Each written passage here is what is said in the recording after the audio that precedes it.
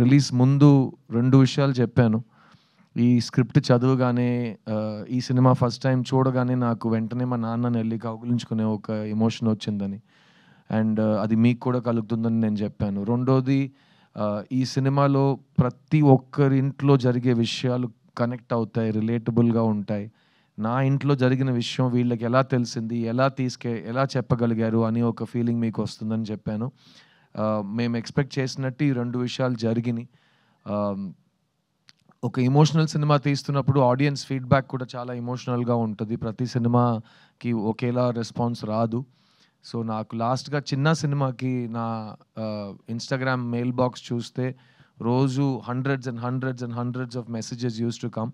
But ఆ cinema జానర్కి అప్పుడు వచ్చే మెసేజెస్ అన్నీ young women, young girls and ladies sharing with me what all అన్న అని పిలుస్తూ, చిన్న అని పిలుస్తూ వాళ్ళ లైఫ్లో జరిగిన వైలెన్స్ కానీ, వాళ్ళకి జరిగిన అబ్యూస్ కానీ, వాళ్ళు దాని గురించి చాలా ఓపెన్గా నాతో మాట్లాడారు. And that was a very life changing experience for me. ఒక నటుడుగా, ఒక ప్రొడ్యూసర్గా మనం సెలెక్ట్ చేసుకున్న ఒక టాపిక్ ఎంత రీచ్ అయిందంటే ద పీపుల్ హూ ఆ టాపిక్ కనెక్ట్ అయిన వాళ్ళు మీతో డైరెక్ట్గా వచ్చి మాట్లాడటం ఆ సినిమాలో జరిగింది.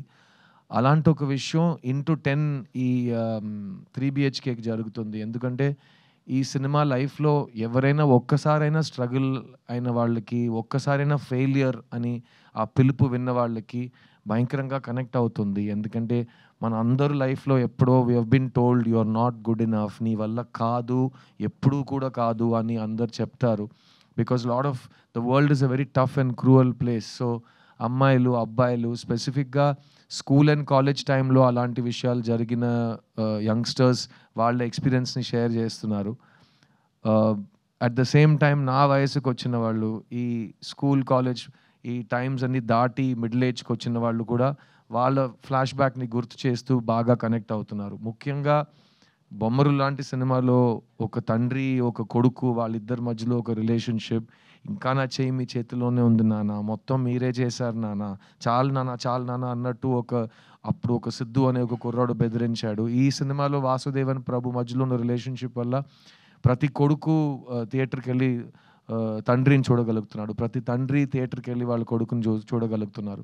అండ్ ఇంటికి వెళ్ళి ఈ సినిమా ప్రభావం ఇంకా వాళ్ళలో ఉంది, ఇంకా 1 డే తర్వాత ఆ సినిమా గురించి మాట్లాడుతున్నాం. ఇలాంటి ఫీడ్బ్యాక్స్ ఆడియన్స్ దగ్గర వస్తున్నప్పుడు it's a really positive thing అండి. ఎందుకంటే నాకు సినిమాలో ఒక కామన్ మ్యాన్ కథ చెప్పడం చాలా ఇష్టం. Regular people without buildup, just if you're able to be another human being, ఆ పరక ప్రవేశం చేయగలిగితే ఒక సినిమాలో చాలా బాగుంటుంది. వాళ్ళలో ఉన్న సింపుల్ డ్రీమ్స్ కూడా డ్రీమ్సే. ఒక సింపుల్ డ్రీమ్కి బడ్జెట్ ఉండదు, dream is a dream. So ఆ డ్రీమ్ నిజం అవుతున్నప్పుడు ఆ సంతోషం, ఆ హోప్ మనకు కలుగుతున్నప్పుడు, ఆ రిలీఫ్, ఒక గెలుపు మన దగ్గరకు వచ్చేటప్పుడు వచ్చే సాటిస్ఫాక్షన్ కానీ, రిలీఫ్ కానీ ఈ సినిమాలో శ్రీ గణేష్ చూపించారు. అండ్ ఈ ప్రభు అనే క్యారెక్టర్ నేను రిలీజ్ ముందు చెప్పాను, ప్రభు చాలా డిఫరెంట్ లైఫ్స్ గడిపాం. బికాస్ నేను ఎప్పుడు నాకు ఇష్టం ఉంటున్నట్టే నేను ఉన్నాను. చుక్కలో చంద్రుడులో సాంగ్ ఉంటుంది, నాలాగే నేను ఉంటాను, నామది మాటే వింటుంటాను, ఐ డోంట్ కేర్ అన్నట్టు, దిస్ ఇస్ మై లైఫ్ అన్నట్టు. సో అది నాది, ఒక స్వేచ్ఛగా కావాల్సినట్టు ఉండాలి అనిపించే ఒక లైఫ్ నేను గడిపాను.